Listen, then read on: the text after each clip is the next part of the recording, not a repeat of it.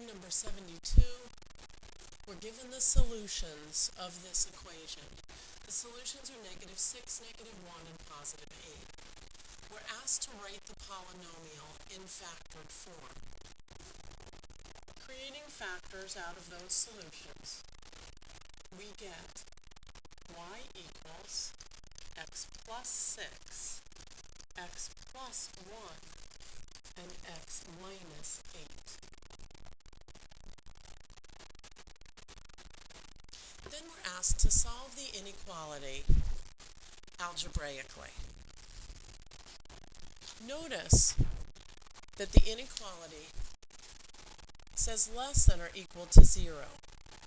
But unless we can see the graph, it's really hard to tell which values those are. What we'll need to do if we're solving algebraically is we can set up a number line that shows our x-intercepts. And then we can test values in each section of the graph. We have one x-intercept at -1, we have another at -6, and a third at +8.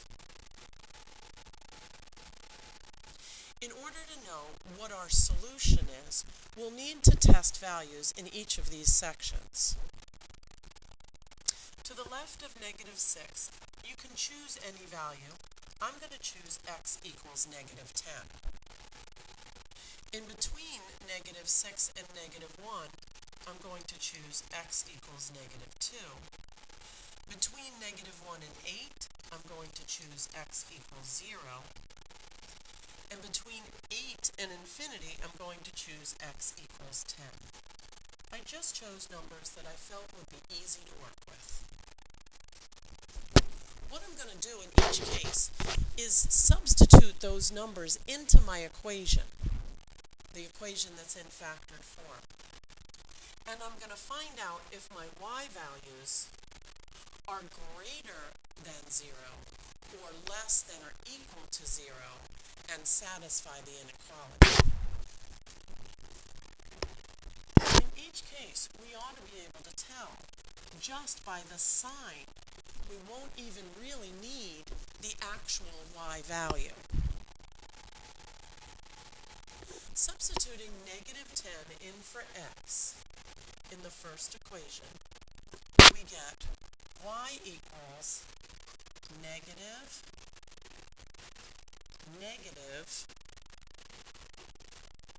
and negative.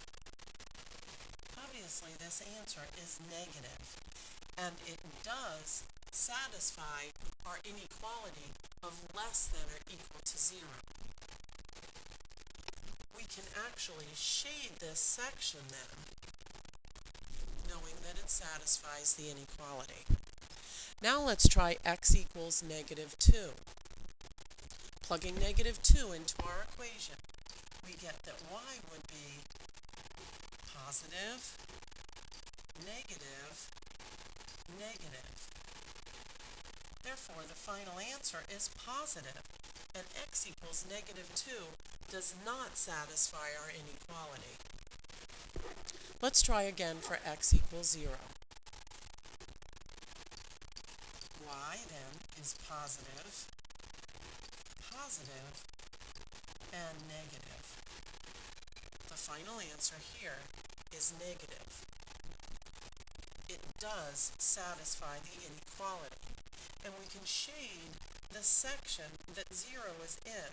That's the section between -1 and 8. Let's try again for x equals 10 just for completeness, but we're pretty sure it's not going to work. Y equals positive, and positive. So y altogether is positive, and x equals 10 does not satisfy the inequality. Notice that these intercepts are included in our solution because we're looking for values less than or equal to 0. Now let's write out the solution in terms of the x values that we have shaded on our graph. These would be the x values from -infinity to -6 inclusive, as well as the values from -1 to +8.